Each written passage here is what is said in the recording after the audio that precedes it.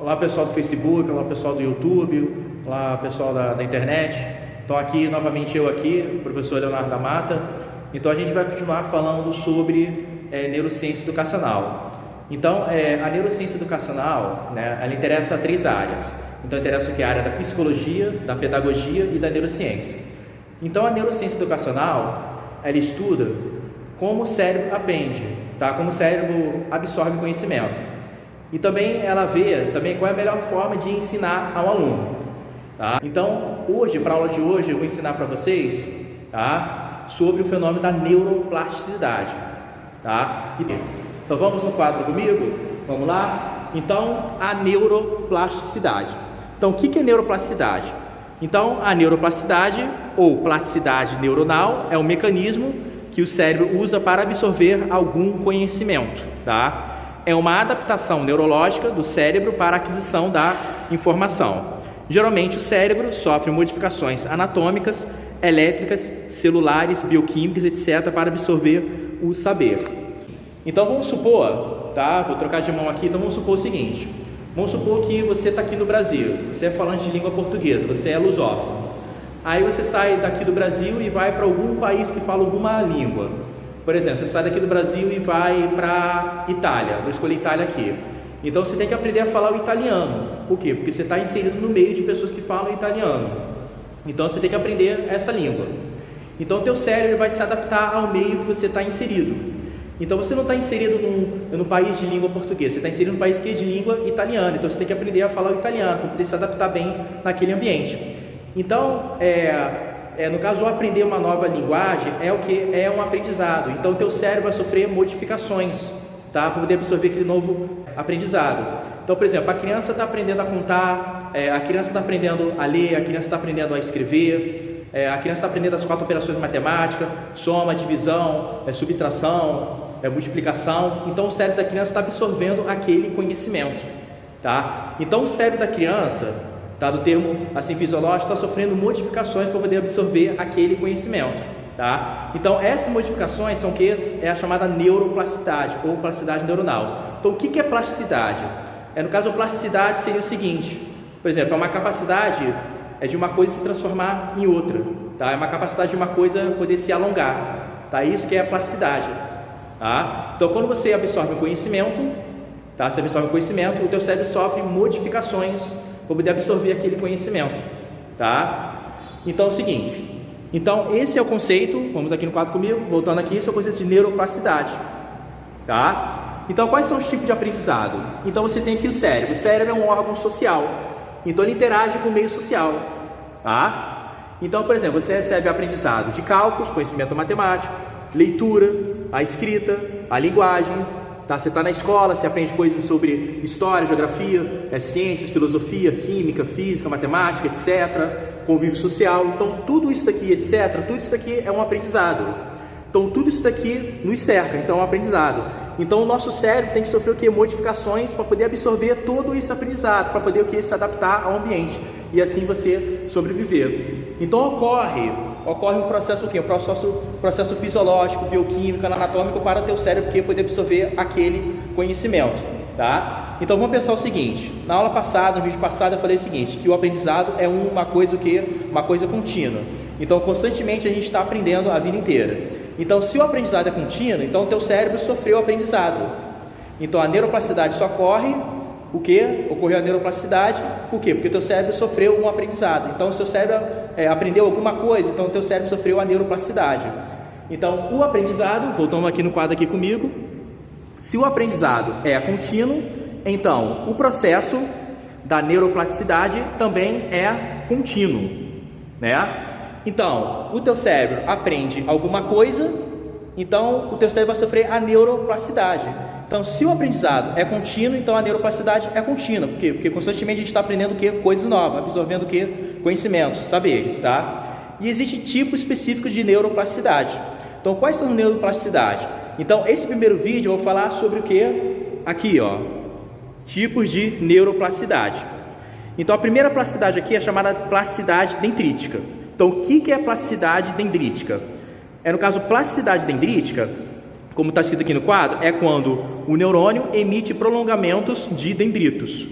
Esses prolongamentos servem para emitir a informação aos neurônios mais próximos, tá? Então, por exemplo, aqui, ó, vamos ver aqui no quadro aqui.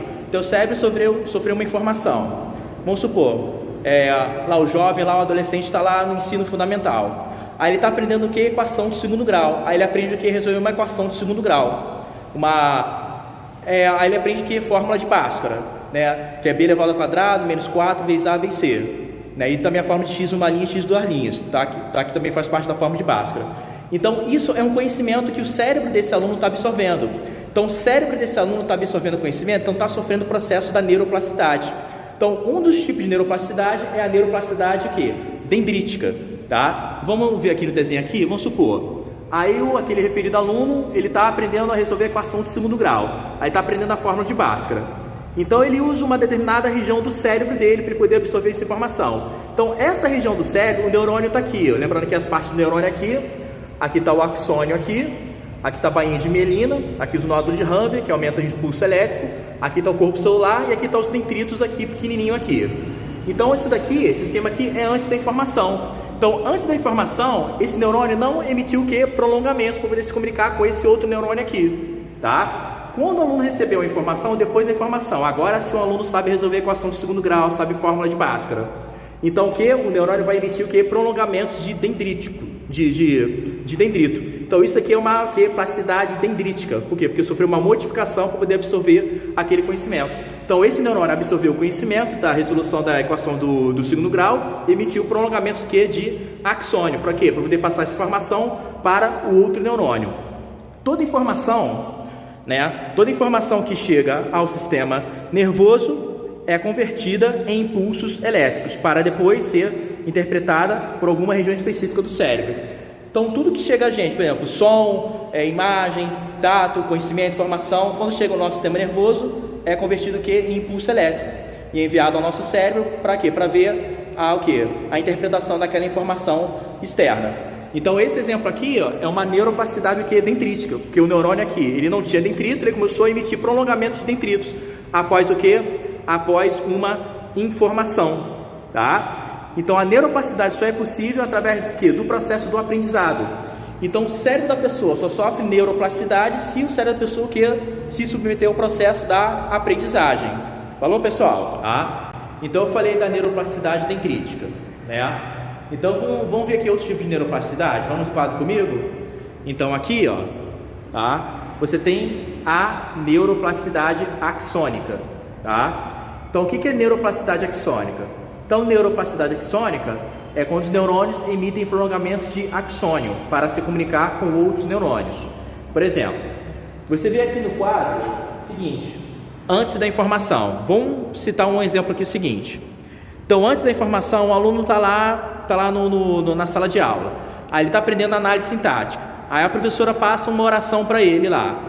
Aí ele tenta identificar qual é o sujeito, qual é o predicado, se o verbo é transitivo direto ou indireto, qual é a preposição existente na oração, etc. Então, isso daí é uma informação que ele está recebendo, informação que é poder analisar sintaticamente aquela oração. Então, é uma informação. Então, ele está raciocinando. Tá? Ele está tentando identificar quem é o sujeito, quem é o predicado, se o verbo é transitivo direto ou indireto, etc. Então, antes da informação, antes da professora passar essa informação para o aluno, o axônio do neurônio era curto. Quando essa informação foi passada para o aluno de análise sintática e o aluno começou a resolver exercício, a fazer exercício de análise sintática, ocorreu o quê? O axônio ele se alongou, axônio longo. Então isso foi o quê? Uma neuroplasticidade axônica. Por quê? Porque o neurônio ele sofreu uma modificação para poder o quê? Poder passar esse conhecimento para o outro neurônio, para assim ser processado em áreas específicas do cérebro. Então, outro tipo aqui de neuroplasticidade é a neuroplasticidade axônica, em que o neurônio ele emite o quê? Prolongamentos de axônio, para poder se comunicar com outro neurônio. Assim, esse neurônio aqui vai ficar mais perto desse outro neurônio aqui. Então, vai conseguir passar informação para ele, ou vai passar informação, que é daqui para cá, a informação, daqui para cá. Tá? Então, a informação sempre chega do dendrito, passa pelo corpo celular, passa pelo axônio, tá? Tem aqui a bainha de mielina que serve para informações e passa aqui no terminal axônico. Beleza. Outro tipo de neuroplasticidade é chamada neuroplasticidade sináptica. Então, o que é sinapse? É quando o neurônio ele produz neurotransmissores ou neurohormônios para poder se comunicar com outro neurônio. Então o neurônio ele não fica colado com o outro neurônio, O neurônio, existe um espaço entre os neurônios, chamado que fenda sináptica. E esse espaço ele é preenchido Preenchido por substâncias químicas que o neurônio libera naquele espaço ali. Então essa substância química serve para o neurônio se comunicar com outro neurônio, tá? Então é chamada sinapse, tá? A comunicação de um neurônio com o outro, através de quê? Através da liberação de substâncias químicas. Então vamos aqui no quadro aqui, é o exemplo aqui, ó, neuroplasticidade sináptica, é quando o neurônio libera neurotransmissores para se comunicar com outros neurônios. Então, antes da informação, eu falei de matemática, eu falei de língua portuguesa, vamos supor que o aluno esteja aprendendo o verbo to be, tá? I am, you are, he, she, it is, e assim sucessivamente. Aí ele está lá na aula de inglês aprendendo o verbo to be, ser ou estar.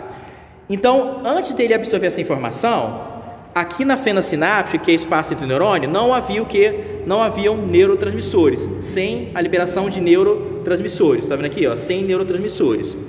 Aí o aluno absorveu aquela informação, e processou aquela informação.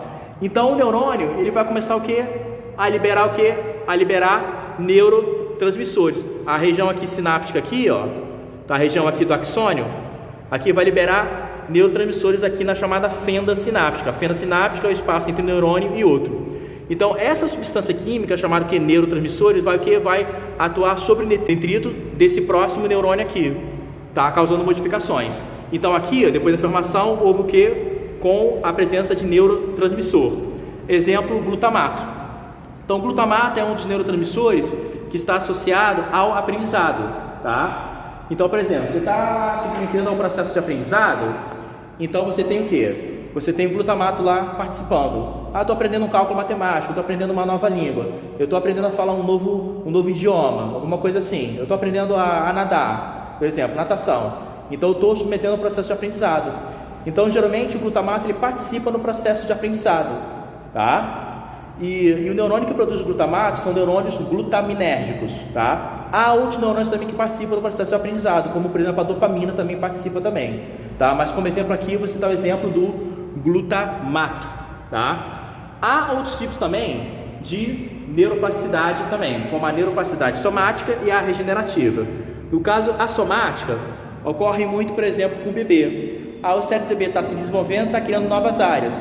Então tem uma região do cérebro do bebê chamada SVZ, né, que é a região subventricular, que produz o que? Neuroblastos, que são neurônios jovens. Então aquela área que não tinha neurônio passou a ter neurônio, passou a ter o que? Preenchido por tecido nervoso, tá? Então a neuroplasticidade o que? Somática. Já a neuroplasticidade regenerativa é o seguinte: a pessoa sofre um acidente. Aí vamos supor que a pessoa lesiona alguma área do cérebro, uma área em relação à audição. Então a pessoa perde a sua audição.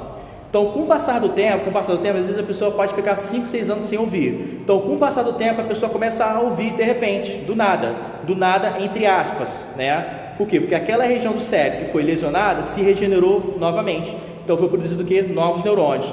Ou o cérebro utilizou uma outra região para poder escutar, tá?